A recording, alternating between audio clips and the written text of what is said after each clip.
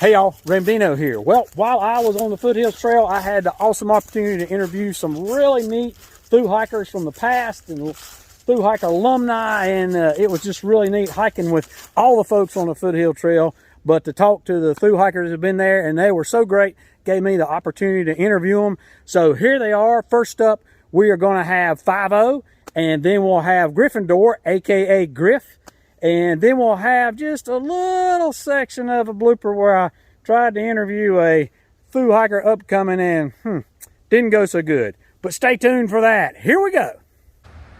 All right, I'm sitting here with 5-0, and he hiked the AT, and he summited that little old mountain in Maine called Katahdin in 2020. Little mountain. Little mountain. Yeah. 2020, hard year. Yeah. So I've been asking hikers, and mainly I've been asking thru hikers for the upcoming class of 2022 questions to kind of help them along and stuff. So the question I've been asking everybody is, what is it that you wish you'd known before you started to hike? What would you answer to that? Well, the main lesson that I learned from the trip is, if you're going to try out new gear, don't let it be day one of the Appalachian Trail. If you've got something that works, stick with it. Use it beforehand. Make sure it works. Because I got a lot of gear that didn't really keep me warm. It was a cold March. Also, starting March 1st may have been a little early, unless you like cold, freezing rain. And other than that, that was about it. That helped me. If I could have started again, I would have did it about March 15th at least. Okay, just those couple of weeks made a difference. Yeah, they would have, because by then the rain's starting to diminish a little bit. And what it was like going through the Smokies when you started then? Well, the Smokies was kind of a rush, because they had COVID was starting to get really bad. And we were worried that they were going to close the park, and sure enough, the day after we got out of there, they closed the park. So, but it was kind of a rush. But the Smokies were good. It was still kind of wet and rainy. Not a whole lot of views. We got a view from Charlie's Bunyan, and that was about it. Everything but not snow or anything. No starting in March. Right. We were very fortunate. How long did it take you to get to the Smokies? About 3 weeks. I would guess so. It's been a little while now, so I don't know exactly. But we, I guess about 3 weeks is what it took. Okay. Because 4 weeks is when I got off trail for 4 weeks because of COVID, because we didn't know what was going on. And that was in Hot Springs. That was in Hot Springs, and then 4 weeks later, my wife dropped me back off. Okay. And then off again I went. And stayed on the rest of the time. Stayed on until October 12th when I summited. And did you go straight through or do any flipping? Straight through. Straight through. Yep, no flipping. Like I say, I got off for 4 weeks, and I got home long enough to lose my trail legs, and then I had to rebuild them back for 4 weeks. And Hot Springs is right on. How long does it take you to build your trail legs? I think by the time you hit Hot Springs, what most people say they're right by Hot Springs. You start getting your trail legs. So about 3 to 4 weeks. Absolutely. Really? Yep. Okay. And you don't know you got them until you lose them. yeah, but about 4 weeks. Okay, awesome. What other advice have you got for the class 2022? Just don't quit. Just put one foot in front of the other. When times get bad, just know it's temporarily. It's going to pass. Just keep going. You're going to go through pains. You're going to take a lot of ibuprofen, a lot of Advil. Life's going to stink sometimes, but you just keep putting a foot in front of the other. I had one instance where I was hiking up North Carolina, up this steep mountain, and had been walking about 2.5 days of rain. Caught a little touch of hypothermia a couple nights before that from doing something stupid. Anyway, life was, I had to stop. I stopped in the middle of the trail, just standing in the rain. The wind's blowing about 50 miles an hour, and I said, "Do you really want to do this?" And I thought about going back to work and going back and living what I called normal life. And I said, "No, we're going to keep hiking." And then I said, "I'm not going to quit. I've been waiting to do this for pretty much my whole life."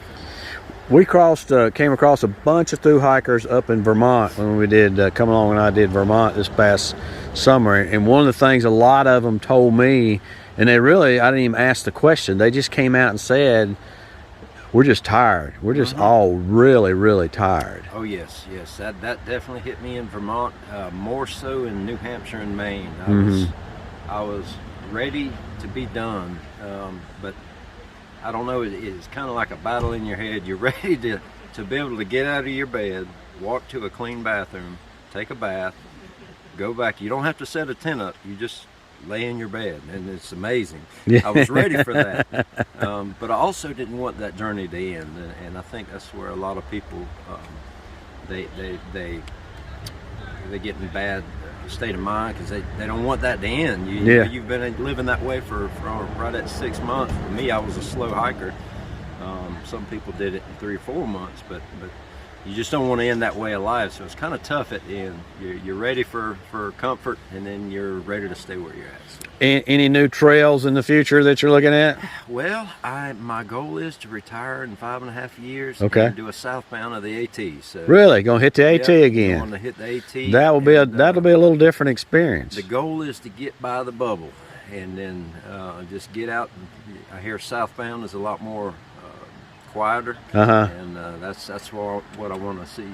Okay. 2020, when COVID came out, shortly thereafter, they started opening up the parks again, and so everybody couldn't go to stores. So guess where they were going? All to the national parks and the state parks, and then as you would walk through them, there would be so many people.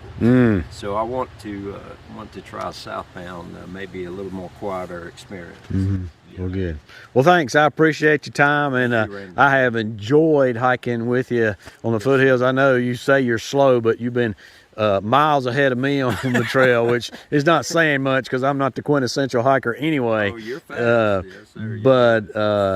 But it's been good talking to you and just getting to see the whole hiker community. I feel like we've had a little family here as we moved up the trail, so it's been pretty neat. So anyway, thanks a lot for that, 5-0, and I look forward to keeping in touch with you. Yes, sir. Thank you. Awesome. All right, so I have been hiking this week, I don't even know what day it is or what we started. But this is Gryffindor, a.k.a. Griff, and he hiked the trail and climbed that little old mountain in Maine called Katahdin in 2021, right? No, 2020. Okay, 2020. So tell me one thing that you wish you'd known about the trail before your hike that you didn't know. That it never gets easier.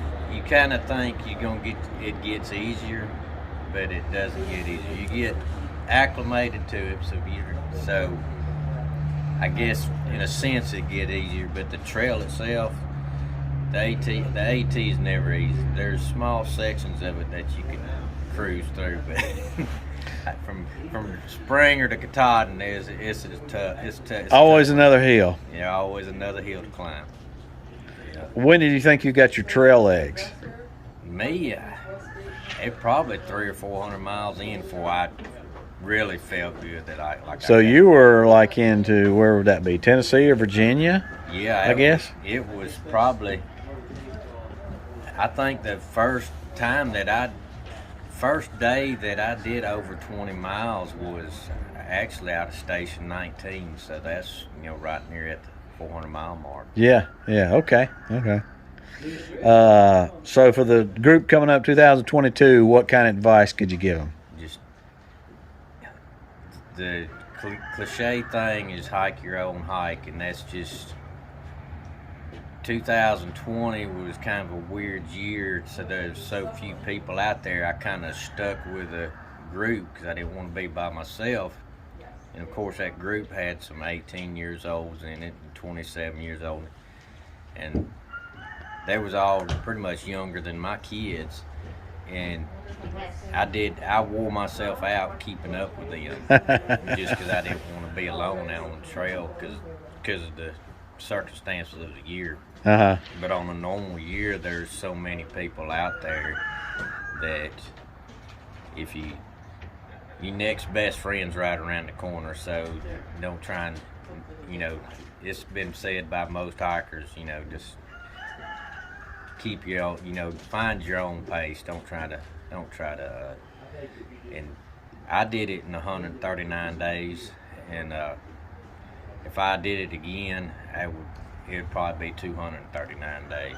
It's just because we flew through sections of, just didn't enjoy the trail as much as we did. So you'd take your time more. Yeah. And, granted, I'd love doing a 25, 30 mile days, but it's just you miss so much. All you do is look at your feet the whole time, and you don't take the time to sit there and take a break and ponder and look at God's creation on them views. Like that's why we're out there. Yeah. So that's my biggest thing. If I do it again, I would definitely do it a lot slower. Awesome. All right. Well, I appreciate your time today. Thanks a lot. And it was so much fun hiking with you on the trail. That was a really neat trail. I don't know how you feel about it coming off the AT, but I really enjoyed that. The treadway there without all the rocks and roots, man, I love that. Yeah, it tricks you. If you're starting at Oconee, it tricks you a little bit to the first 20 miles thinking it's going to be an easy trail, but it's a tough little trail. It's, my opinion, around here is probably the best shakedown trail there is for the AT. Because it's very, very similar. Okay. It's a tough little trail. And it probably didn't hurt us none that fresh ground was spoiling us. That didn't help having a full belly going up them hills. Awesome. Well, thank you, Griff. I appreciate it. Thank you. Yeah. I'm on camera? What did you think he was going to be on? Are you kidding me? No, what did you I think he thought was going to be this on? was a podcast. I was saying, well, it's going to be on the podcast too. Huh? No way. What? Well, now I've got a blooper reel. Now you're part of the blooper reel, so you got to sit down and do it. You started it now. No. No?